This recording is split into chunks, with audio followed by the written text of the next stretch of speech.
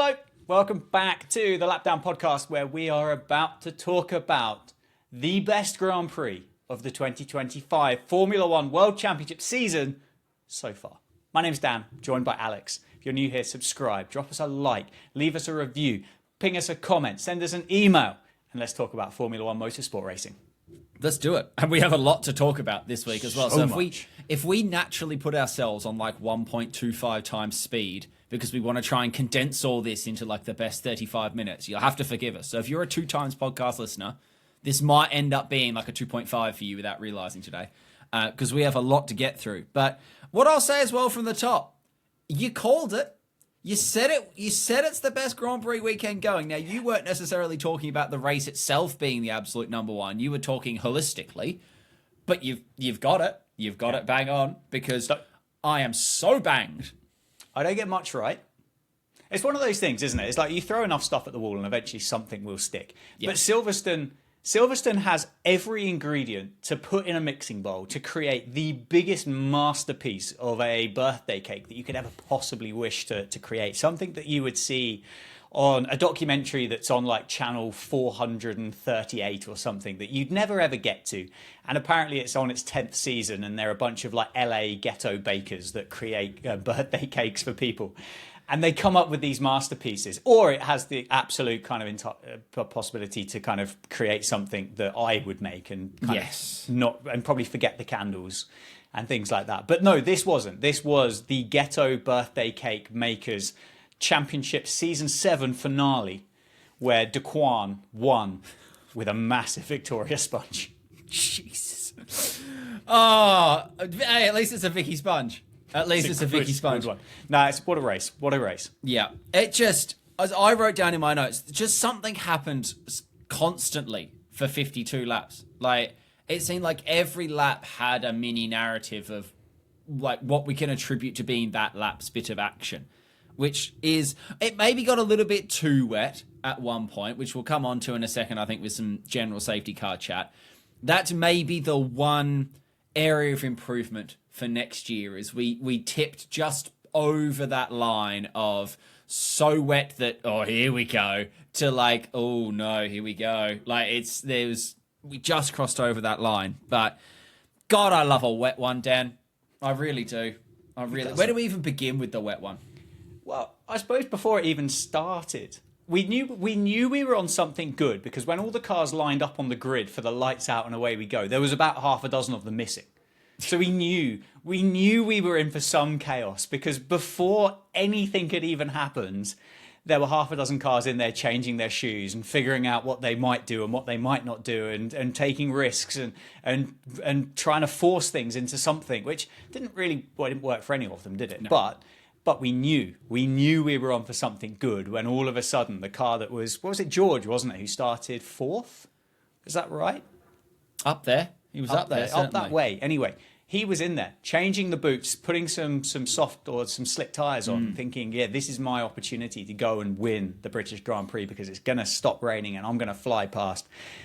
And it didn't work for him. No, it didn't work. It just didn't work at all. It's, yeah. And so safety car formation lap was interesting in the sense that, and this is where perhaps my technical understanding of Formula One starts to fall down. The formation lap is already kind of at safety car pace. Like, I know it's not controlled and they could just floor it and absolutely try and set a purple sectors all the way around if they wanted. I didn't understand what role the safety car was necessarily playing there. Like, surely that's on the drivers to go and test the extremities of the track. Like, you're the only ones on track. There's no hazards on track, anything like that. They were discovering, I feel like, just as much behind the safety car as they would have been just by doing it anyway. And, you know, Brundle on comms was a little bit confused about necessarily why we needed that. I'm not an anti-safety car person. The clue is in the name. And I'd rather we be slightly too cautious with a safety car than not. But that just seemed odd to me. I don't really understand what we gained by a safety car formation lap to a standing start. I think we gained a confusion with the tyres. Yeah. I think that's what we gained, because I think if you'd have let them out there to run around how they wanted to, then they might have all got a genuine feel of the conditions and the grip that was available. Because they might have taken some of those corners a bit quicker than what that Mercedes road car can do, and thought to themselves, actually, no, this isn't the right time to do it. But what it could have done, I don't know whether it had anything to do with it. It didn't come up on the broadcast. It wasn't part of anything, was it? But you could have had it, couldn't you? And you were driving around, you took a corner at like 55 mile an hour and went, oh, yeah, there's loads of grip here. This is fine. I'll be all right. But actually, if you'd have taken it at 75 miles an hour because it was Max that was controlling the pace at the front, you might have gone, oh, hello, hang on, oh, we've got a little bit of slide going on here. I'm going to stick with the greenies. Yeah.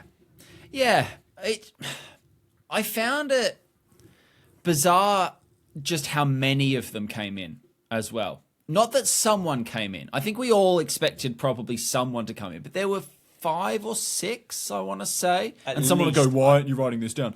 But there was a good chunk of gaps on that grid of people that decided it was the right thing. Weirdly, all down one side. Yeah, they were just about, weren't they? I don't know why. Coincidental, yeah. I'm sure, but... Yeah. And, odd. I mean, it was an odd day for tyre choices and pit strategies, full stop. I mean, there was the tremendous radio call of George Russell saying, like, let's make a decision here. Let's be, brave. And his engineer said, like, let's be brave but not suicidal. And then guess what? George Russell's immediately in the grass as soon as they put the slicks on. It's like, oh, that might have been suicidal. Suicide looks good here, lads. Right. The next kind of thing that we need to talk about and address, because we are the official Formula One podcast of the Franco Colapinto fan club, and Franco Colapinto is the preferred driver of the Lap Down podcast at the moment, maybe. Yeah. We don't know for how long, but basically he went into the services that we spoke about in the preview of the Silverstone Grand Prix, stalled it trying to go through the Costa Coffee drive-through, and kind of left it in second gear and couldn't get any further. So... and by all accounts, he could be done.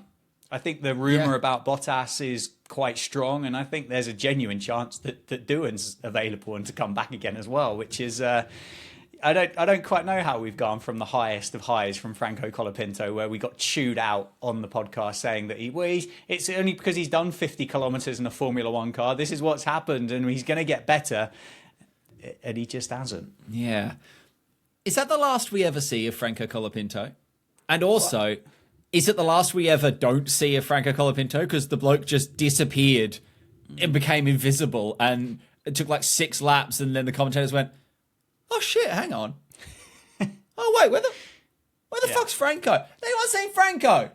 Argentinian bloke, Mate, old missus. No? He's retired, I think. Didn't fancy it. Yeah. Bro just dipped. It's too wet for me. Like, again, I don't know how you make Formula One cars go, but I know how road cars kind of get going. And starting in second gear, whilst possible, isn't exactly the kind of the best option. And by all accounts, he's tried to pull away from his pit box in second gear, and the car's just gone, nah. And then given nobody an opportunity whatsoever to actually kind of go, well, you know what we'll do? Because they're quite kind of techie, these people that work in Formula One. We'll just press the restart button on it and just kind of get him on his way again. It just seemed to go like, well, he stalled it in second gear. So the entire multi-million-pound vehicle, all of it is completely fucked because he's tried to drive away from his pit box in second. And the car's just gone, nah. Now, this might be me trying to defend the preferred driver of the Lapdown podcast. I don't actually... We got that as a throwaway line from Ted, didn't we? As the reasoning why. And then we never sort of saw anything or heard anything again. I have watched his onboard through that. And I will thank whichever of the many F1 social accounts put that up on Instagram for me. It all sounded a little bit like bag of spanners coming in, to be honest. I don't have a tuned ear for an F1 engine. And they always seem to sound quite rough going down the pit lane because I don't think they love ticking over at those speeds. No. But he does kind of pull in, and then there's just a lot of noises that it doesn't sound like a car should be making. So I have no idea, and I might be trying to defend my boy here when it's indefensible or whatever. I don't think it's necessarily Franco couldn't find go. And I don't think he maybe forgot where the loud pedal was. And there was a little bit of chat, and he came on the radio being like, guys, what the fuck? Like, I don't know what to do. And we have seen a couple of times F1 cars. Did it happen to a McLaren where it just shut down at, I want to say likely, Austria, and there was like a whole boot, there was like a boot logo on the steering wheel. And it's like, why have you we don't need a GUI on the steering wheel, lads. Like, just get us into it. It was strange to me, and I know a lot happened, and I said before that a lot happened on every lap, so we might not have had time for it. But they said, like, we just had Ted come on the broadcast and just be like, oh yeah, it was stuck in second or whatever and couldn't get out of his pit box. They never then showed the onboard or went back to it, mentioned it ever again. We just seemed to all accept it and move on. And that was almost the saddest bit, I think, that might have been, we've got 3 weeks off now, seemingly, that might have been the last we've got of Franco, and he just sailed off into the distance and was never seen again. It certainly gives Flavio Briatore a few weeks to get Bottas's loan deal sorted, doesn't it? Or to fly to Australia and apologise to Jack Doohan and I have visions of Flavio Briatore stood outside Jack Doohan's bedroom window at his mum and dad's house with a boombox over his head. Like 80s kind of American rom-com, take me back kind of vibes. I couldn't tell you what the song was. I'm not feeling that creative at the moment, but that's kind of how I feel that conversation's going to go. Let's have a bit of a glaze up of Oscar Piastri. We've got a lot of Piastri to talk about with regards to a penalty, and particularly his post-race conversation as well with Jenson Button. I thought was quite telling. Mm-hmm. But before that safety car for the rain, Jesus Christ, he's good, isn't he? Unreal. Like, genuinely good. And the thing is, and there's more to this as well, because there's people kind of saying that he's not being given a fair crack by McLaren either, because some of the stuff that Zach Brown has been said or it's been manipulated or whatever in the favour of Lando. Christian Horner was asked what his plan B would be if Max Verstappen were to turn around and go, no, I'm 7th in the Formula One Drivers' Championship, I'm going. And he's just turned around and went, Oscar Piastri? Yeah. If Oscar doesn't feel like he is given a 50-50 shout, because sooner or later at that McLaren garage, they are going to have to make a decision, aren't they? They are going to have to do something, or something's going to happen that they are going to have to make a decision, whether that's a pit stop strategy, whether it's an upgrade, whether it's who flies in first class and business class, who gets the new tyre, whatever that is, they're going to have to make a decision at some point. And if there is that to believe that Lando is the favoured child, which wouldn't be a surprise, and Red Bull knocks on Oscar Piastri's door and kind of goes, want to be our number one driver, Oscar? We'll build this car around you. We'll give you everything you need. Don't worry about Yuki. We don't even know he exists now, but we'll give you everything you want. Could you see that? No. All right, fine. Well, he's good then. We're moving on. I also, and obviously I'm a McLaren boy, so I'm quite tuned into a lot of this. I haven't actually seen a huge amount of Piastri non-goodwill towards team or feelings of favouritism, perhaps anything outside of fans choosing to make that up.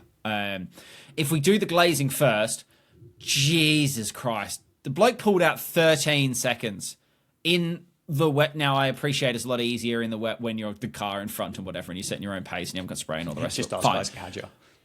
He's pulled out 13 seconds over, teammates shared hardware and, Max Verstappen, who had, driven it to that point. But even before that, before he'd got in front, his control through that whole build-up and overtaking manoeuvre in dirty air on this wet stuff behind Max Verstappen, who you need to take extra care in racing because you know that he is going to absolutely take you to the edge of a cliff, was just flawless.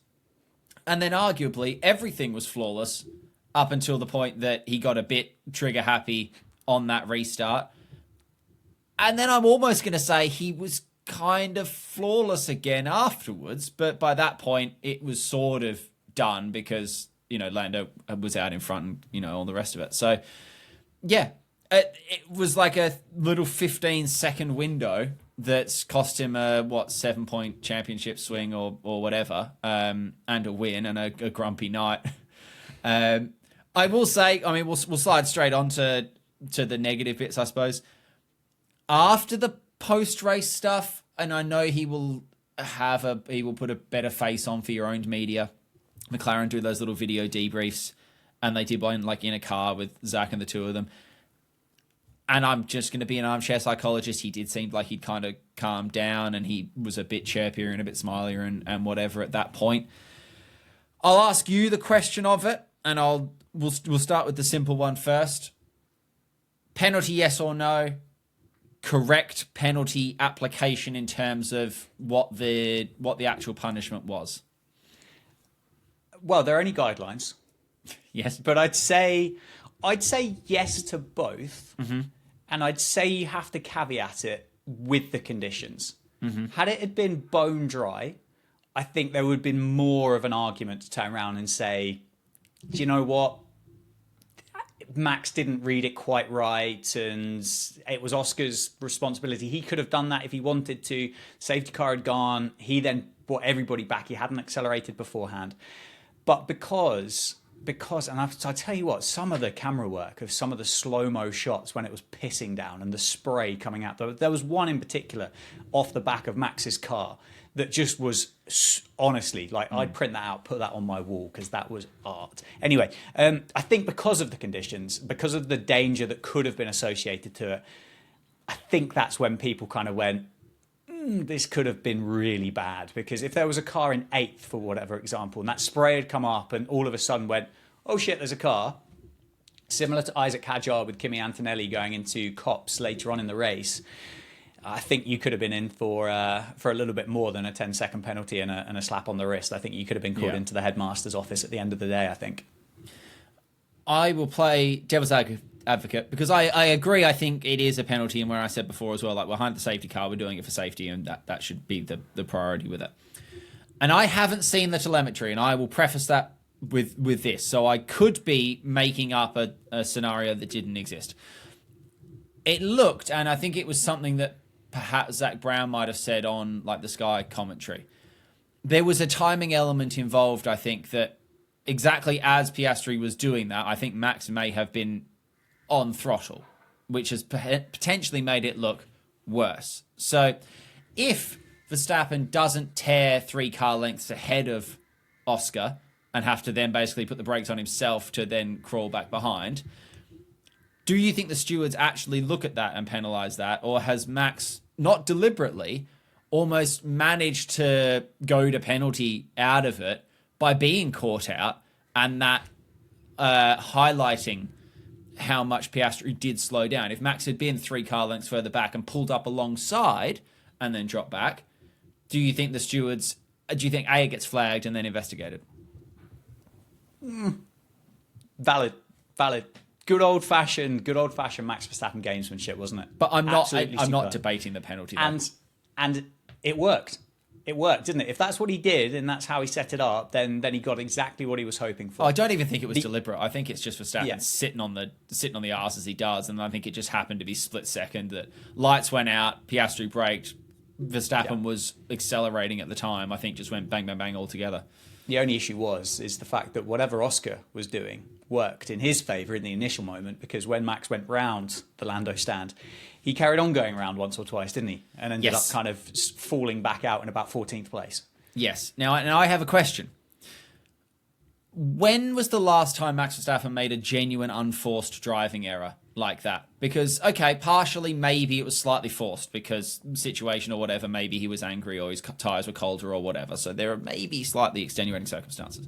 But when was the last time we saw Max Verstappen with 2 car lengths of clear track ahead and 2 car lengths of clear track behind just lose it going round a corner because he just lost the car? Because I can't remember one, to his credit. Yeah. It certainly felt like an unconscious one, didn't it? He certainly made some mistakes, I think, that you'd look back on and go, they were probably conscious mistakes that he's made.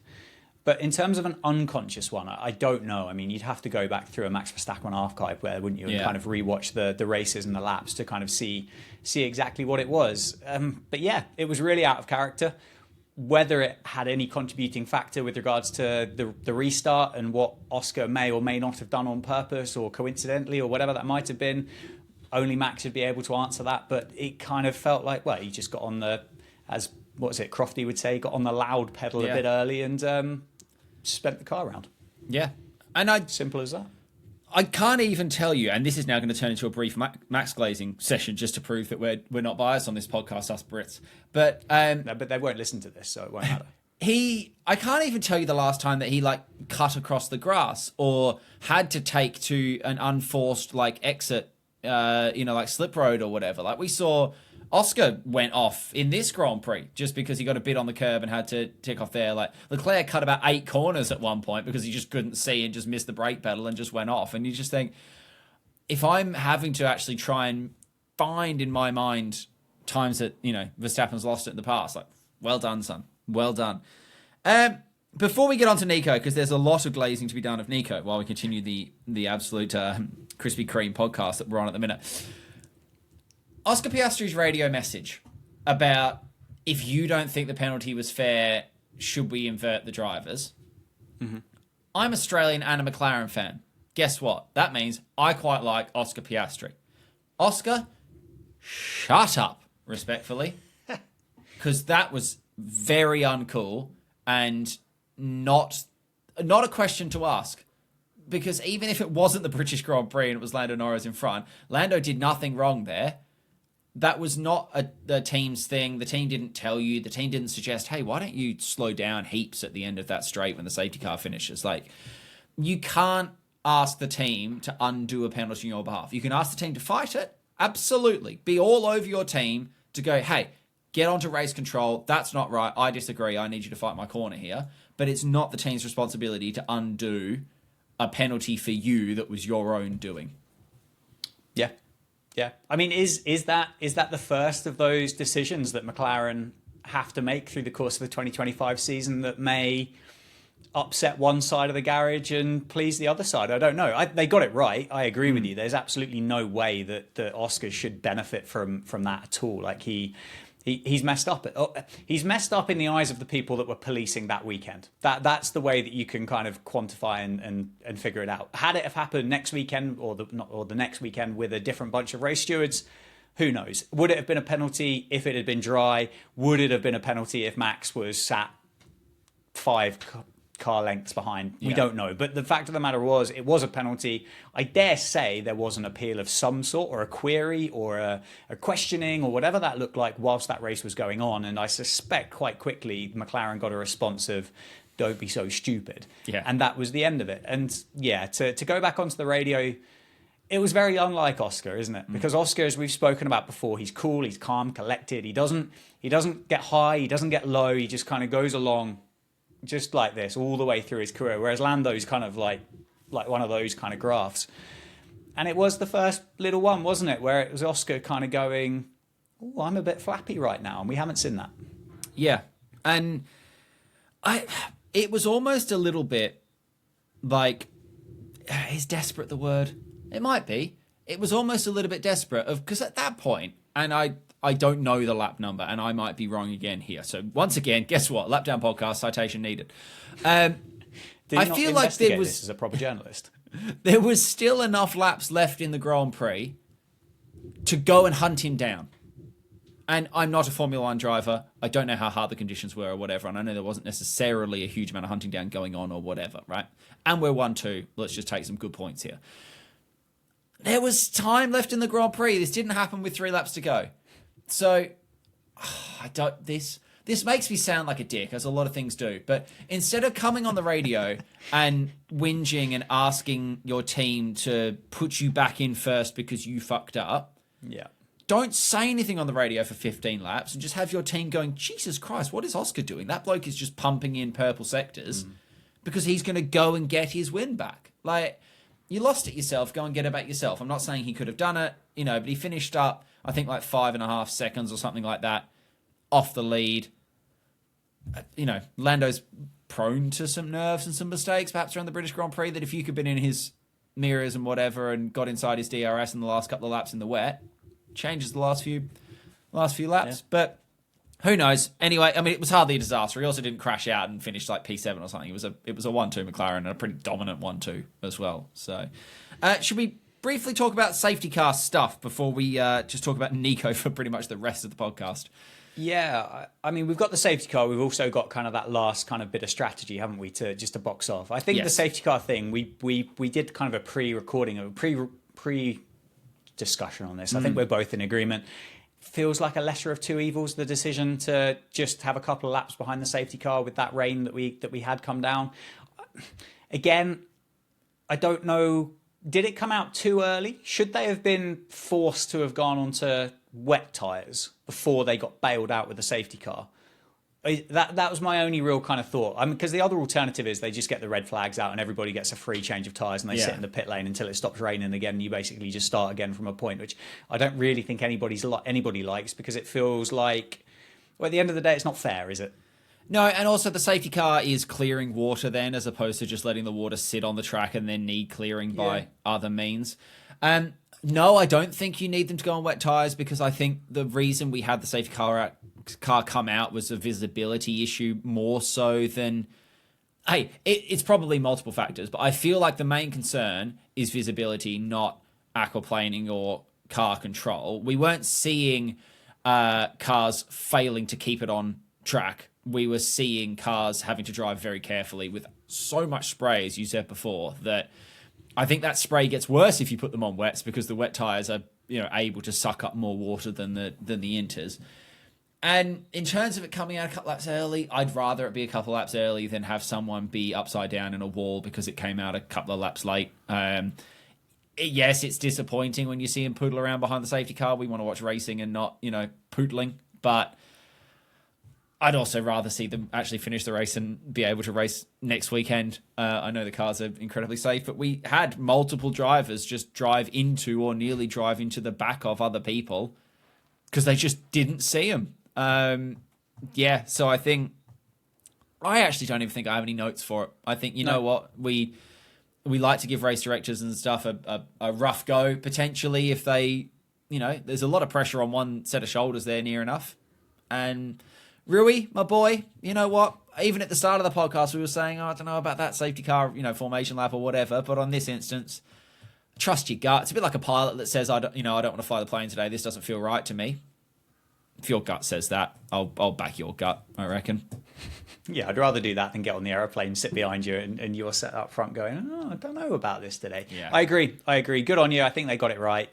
Last bit before we get to race winners and race third places is I can understand why a couple decided to stick some shiny boots on at the end of the Grand Prix, but why did all of them, having watched the cars just start pirouetting? There was one thing that George Russell did, that if you were playing kind of Tony Hawk Pro or whatever it was on the PlayStation back in 2003, would have been, I don't know what kind of point multiplier you would have got going through Maggots and Beckett's with your 720 bunny hop wall slide type thing that he managed to put together. But all of them just went, fuck it. Let's just stick some tyres on and see what happens. And then all of a sudden they went, that's weird, actually. We can't stay on the track here, lads. What's going on?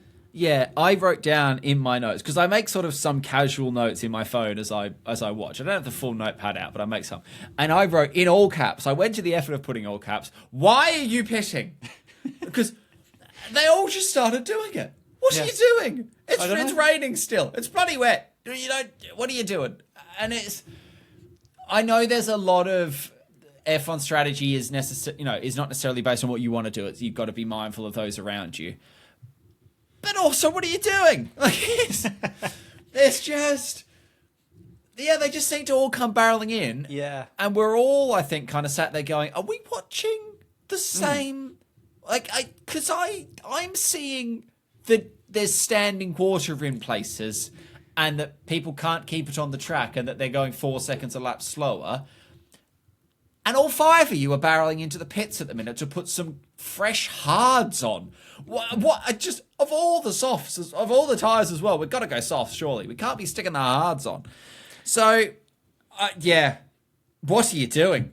What are you doing? Normally I look at F1 strat and I kind of go, bloody hell, that's clever. They must have spent ages working that out. How many computers and people have they had to figure out? How many simulations have they run here in the last 5 minutes to figure out whether this is or isn't the right thing to do? Or has the driver just shouted at them down the radio enough times for them to turn around and say, fuck's sake, all right, just come in and stick your tyres on, but don't say we didn't warn you type thing.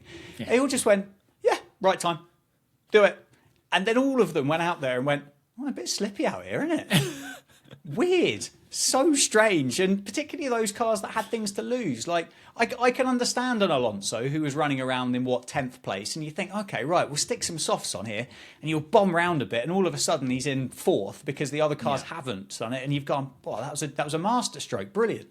And whether it was just a case of, well, we better cover off everybody, and whether it was as simple as that, and I don't know. Seemed odd. Anyway, can we talk about some good stuff now? Oh, can we just...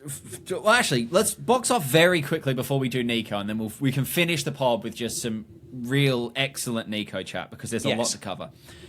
We are the podcast of paint, and also, I feel, quickly becoming the podcast of jazzy bits on the telly and TV direction.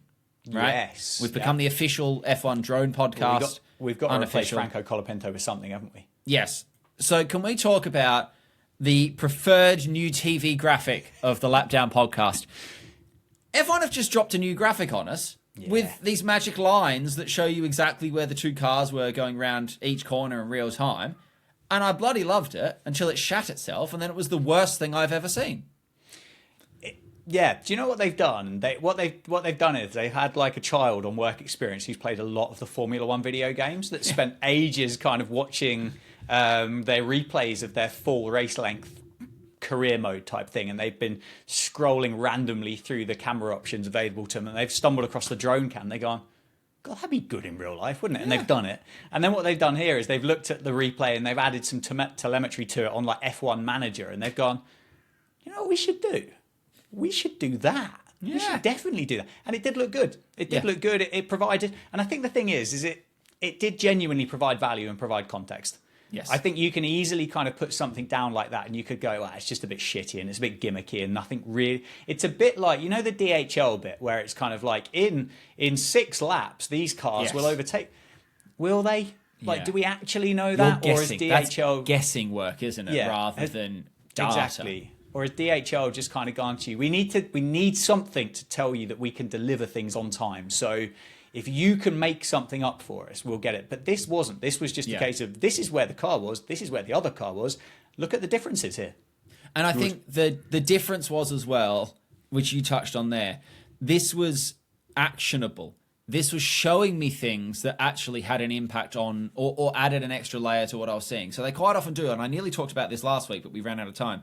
When they put that little overlay nameplate above the car as they go round, and it quite often appears and disappears because it doesn't track the car very well, I don't need that.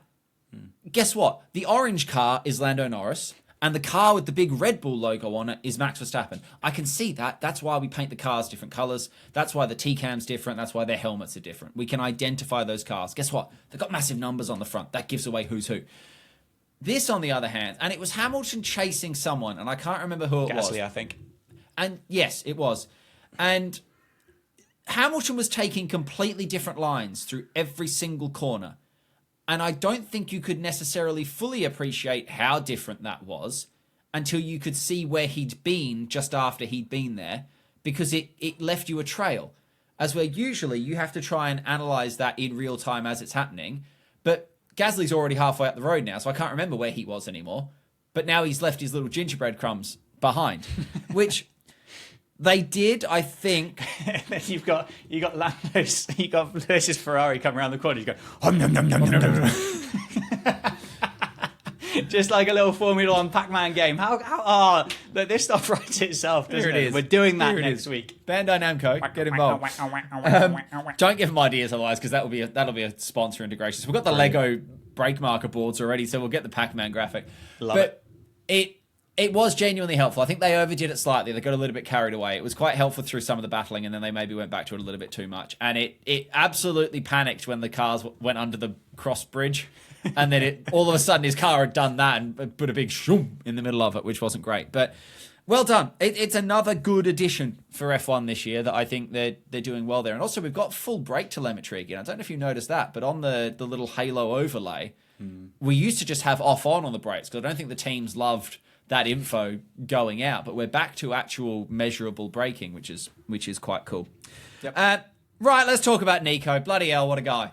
What a guy. What it just do you know we are the preferred driver, or the Franco Colapinto is the preferred driver of the Lapdown podcast, but How did Nico Hulkenberg never appear in that consultation process that we had before we adopted Franco? I'll tell you why. Because, go on.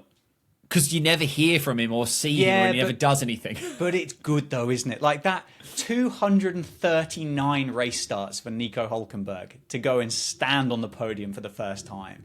And the post race thing was brilliantly German. It was so kind of, yeah, well, I did see Lewis there, and I kind of thought to myself, this is going to be tough. And then I realised, no, actually, this is my day. So sorry, folks. And it was brilliant. And then the trophy as well. And there was the bit there, and I think Lando said to him, didn't he? It was like, I can't believe you've raced for 11 years, and the first trophy you get is going to be made out of Lego. And he goes, well, I like Lego. My daughter might play with it, which is fun. But imagine that, and there's a good chance, and I think I'd be prepared to put money on this, but that possibly the only trophy that Nico Hulkenberg will win in his Formula One career.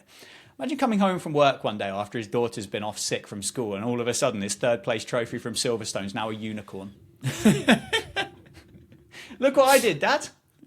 I did see a good amount of chat of people that were criticizing or belittling or playing down the fact that it's a Lego trophy and saying that for some reason should mean less than if the trophy was made of metal. And I don't think I agree with it. Like, the trophy has as much meaning, whatever it was. I mean, we've seen some wank trophies, like the French Grand Prix trophy that used to just be a giant plastic gorilla. Like, an ornate Lego trophy is no worse. Robbie Williams one was turd as well. Oh, the Robbie Williams It's All About Me trophy. Like, it was still a cool looking trophy, and if anything, it's one of the cooler looking trophies. And the fact that it's Lego, I mean, how much do we all love the Lego F1 cars? And now the same people are saying they don't like the Lego trophy. Like, nope, I'm not going along with it. I thought it was a cool looking trophy. I thought they did well that the trophies were normal looking trophies made out of Lego. They weren't little Lego men trophies. They were proper trophies. Different opinion. I think they're good, and I definitely am glad that they exist. I don't know how I feel about it in their anniversary year, at kind of their anniversary race type thing, whether it was the right time to go away from the tradition, if that makes sense. I don't know. They still used the proper trophy, didn't they? Yeah. Lando got 2 trophies. Well, okay, fair enough. In which case, then good. Because I don't know how special the second and third... Like, because which Grand Prix has the big wheel? Monza? You know the one I'm talking about, like real, and it is the old, like it's the dude's old original wheel. It's modeled on that, and it's that great trophy.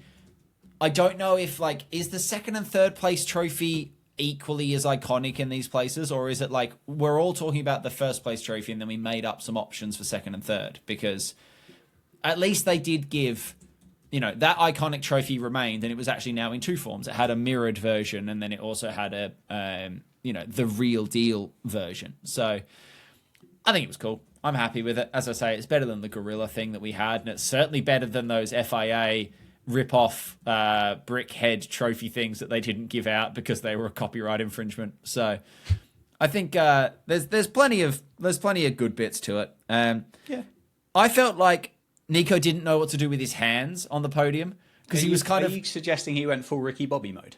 Yeah, because he was kind of holding the trophy. I didn't really know. Did he want to go big? Was he meant to hold the base? Are you supposed to go 2 hand, 1 hand? So he kind of just went, hey, which was quite on brand, I think, for Nico Hulkenberg. But still. Yeah, but we both quite like a bit of Lego, don't we? Yeah. Particularly if you can get it from Mr. Ali, where it's considerably cheaper and faker than the real stuff from Denmark. It's fantastic good stuff. And yeah, good. Anyway, we also know kind of how fragile it can be. Yes. So I can imagine kind of part of Nico might have been there going, I'm going to get this. I'm going to lob it in the air and I'm going to catch it. And by which point it comes back down. What you've got is 3,000 bricks with no instructions of how to put it back together again. Which would have been quite funny. It would have been, to be fair. Just comes back with like a Ziploc bag full of Lego pieces in this suitcase with this trophy. And the instruction booklet as well. Yes. Like they just give him that on the way out. But no, I had no problem with that. I will say as well, the whole back end, I think maybe the last third of that Grand Prix, I don't think I watched anything except for the gap between Hulkenberg and Hamilton. Like, I was just staring at the timing screen, just being like, please, come on. Like, don't get 3 laps from the end, and then Hamilton just goes past him on the hanger straight or whatever, and you just go, no, that wasn't meant to be. Like, come on. You're joking. It was nice that we all saw the script, and we all saw it unfolding in front of us, and it actually unfolded and it became flat. Like, it was nice that it fully unfolded itself. Yep. Absolutely superb. Really good. Yep. Really pleased for him. I'm glad that however long his F1 career goes on for, he won't ever be known for that kind of driver for the longest, or for having raced the longest and never got a podium, which I think with the cars that he's had and what he's achieved, I don't think he was ever deserving of that title. He's just kind of been unfortunate in those various different scenarios in his career. And he's been brilliant for Formula One. I know we don't really hear much from him, but he has been absolutely fantastic for Formula One as a sport. And I think a lot of Formula One fans, modern day, pre-DTS, I think will be really, really happy for him. And my only final thing really is kind of bubbly, smiley, giggly Lando Norris kind of the best thing available in Formula One right now? Yeah, he doesn't really like Nico doesn't know what to do with his hands on the podium. Like Lando doesn't know what to do with his words. Like when he wins things, and I think it's maybe not helped massively. Like Will Joseph doesn't seem to, like JP can be quite a wordsmith and know what to say at the right time. And, Bono always used to know exactly what to say at the right time. And they have some real iconic quotes. And Will Joseph is a tremendous race engineer, and this is not in any way a negative on him. But he doesn't have that same lyrical, demeanor over the radio, which probably doesn't help in that moment as well.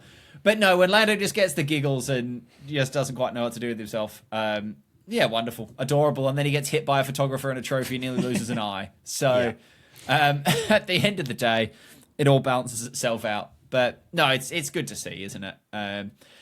It was balanced off slightly. Now, there's shock. The internet doesn't like Lando Norris again, or certain parts of the internet don't. Where do you stand on the podium celebrations fallout? Because there's a lot of chatter going around that the McLaren boys did not celebrate with Nico hard enough, and that they should have sprayed him and it should have been all about Nico, and that they sort of just ran off and sprayed each other a little bit and sprayed their team, and Nico was kind of left there by himself. Are you buying into that at all, or is it spray yourself with your own champagne, you're your own team, they got a 1-2, they're going to celebrate with each other? I mean, I suppose firstly you can box off Oscar because he still had a face like a smacked ass by that point. Bloke was pissed. Yeah, and I'm surprised he didn't just walk straight off the podium without spraying any champagne. That's Lando Norris's first home Grand Prix win. I think it's the first 1-2 for McLaren at Silverstone in their history as well. I've got a feeling I might have spotted that at some point. Would it have been? I don't know. It did feel, Nico Hülkenberg did feel a bit spare party up there, didn't he? Let's be honest about it. And he looked like he was having a great time at a silent disco with his headphones on, and they were a different colour, and he was listening to something else whilst the other two were dancing along to Sabrina Carpenter or something like that. I suppose it would have been nice. Would have been warm, would have been fuzzy. But as I say, I think McLaren, Lando, I think they've achieved quite a lot there for themselves without having to worry about Nico Hülkenberg. What I also think maybe gets a little bit forgotten in that, and what might have been different, I think there's two elements actually. One, it's a very tight podium. I don't know if you noticed that. They don't have a huge amount of depth to work with, first of all. So it's not like they had this big stage to run around on. It was quite tight. But also, Nico Hülkenberg is nearly 38 years old. And Norris and Piastri are, 25, I think? Yeah, 25, 26, somewhere around that number. It's not... if it had been Ollie Behrman or one of the other rookies or a surprise element like that, Franco Colapinto even, or, Who? one of those other drivers that were perhaps their year level at school, for example, or plus or minus a year level, it might have been slightly different because... you'd be celebrating with a mate then as opposed to a mate's dad who is there as well and came third. Like, it might not have anything to do with it, but if I had to guess where are the drivers going to sit next to each other at a dinner table if they have an all-driver dinner, I don't think those two are racing to sit next to Nico Hülkenberg. And that's nothing against Nico Hülkenberg. I just think Hülkenberg is going to sit next to Alonso, for example, and they're probably going to put themselves side by side and it's going to branch out from there. So whether or not that had an element as well, that, you sort of celebrate with your mate and you celebrate with your team. You don't necessarily run over and celebrate with them. Yes. We spent an age analysing body image and facial expressions when all of the Formula One drivers turned up to watch the F1 movie. Yes. Guess who was sat next to Nico Hülkenberg? Is it Lando Norris? Nope. It's Oscar Piastri. Correct. Guess who Lando Norris was sat next to? Ollie Behrman? Nope. Alonso? Yes. Yeah. So, I don't think it applies in this circumstance, but yeah, of course it does. It's a direct kind of link back and correlation to that. Have you watched the movie yet? no. No, me neither. It's meant to be quite good and they've made a lot of money, so No, good for them. yeah. Is that it? I think that's it. We just need to briefly cover off on the fact that nothing changed in the Random World Championship, despite the fact that I somehow managed to get 2 Aston Martin drivers in the fucking points, and that meant nothing because Pierre Gasly finished 6th. Honestly, I don't know what was more surprising. We didn't see any of that coming. No. You nearly took a lead took some points back because Behrman managed to finish 11th, despite the fact that once again he seemed to use every square foot of the Silverstone estate over the course of that Grand Prix. But yeah, I was fist pumping, thinking, how have I done this? I've got a high ranking fucking Lance Stroll, and I've got Alonso, who at one point was running at like P5 for a whole bunch of it. And I somehow come out with 8 points, and you got 8 points for a bloke that finished 6th, who shouldn't have been there as well. Well, nothing against Gasly, but realistically, we didn't. Well, no, expect it's him the to car, be isn't it? sixth. That's the first time Alpine have scored points this year. And for a long time, Stroll was running around in 3rd place as well. And I'm sure at one point it was, well, I don't know. Silverstone's great. Yeah, AB, there it is. It just is. It makes things happen. There you go. There you go. Right, that's us for the day. It's been a long one. We told you it was going to be. We had a lot to talk about. But in the meantime, if you'd like to watch me play games on the internet, twitch.tv/Hey Look It's Alex, you can come and do that. And if you'd like to watch Dan do cricket on the internet, you can go over to At DanJads on the internet, you can see some cricket stuff. There you go. And you know by now it's LapdownPod on other socials or lapdownpod@gmail.com if you'd like to send us an email. We've got a little bit of time off now. We're into like summer break part 1 before we go to Spa. I think we've got a 3-week break possibly. And then we have another 3-week break after that. No, then we have another race and then we have a 3-week break. There's not much racing in the next 8 weeks. We've got some ideas, haven't we? We've got some filler ideas. I've got one in my head that we've not discussed yet, but we've got that dream track idea that we need to go through. And if you do have any ideas, any questions, any comments, any thoughts, you can, or obviously, drop us a comment on the YouTube video, drop us a comment and a review on the audio thing, whatever. It's a podcast. The audio thing on there, please. And also, you can email us at lapdownpod@gmail.com. That's the one. That's the one. I wasn't sure whether we were an official Lapdown Pod or not. Not yet. So the schedule might change slightly over the next couple of weeks. So you'll just have to bear in mind and keep an eye. You just have to hit subscribe. That's what this is all about. We're just baiting you into subscribing now. But yes, there will not be the usual cadence possibly over the next couple of weeks until we build up to Spa. But in the meantime, also, Whoa! just quickly. When do we wait until we see the Silverstone extended until 2053 Instagram post? Because after you do a Formula One race nowadays, you get the confirmation that it's been extended for the next 3,000 years. Sir, this was not a topic on the approved list of topics. We're at 48 minutes and you've brought a new topic into it. No one's listening anymore. We've done all the outro stuff. Right. No one's hearing this. See ya. Bye.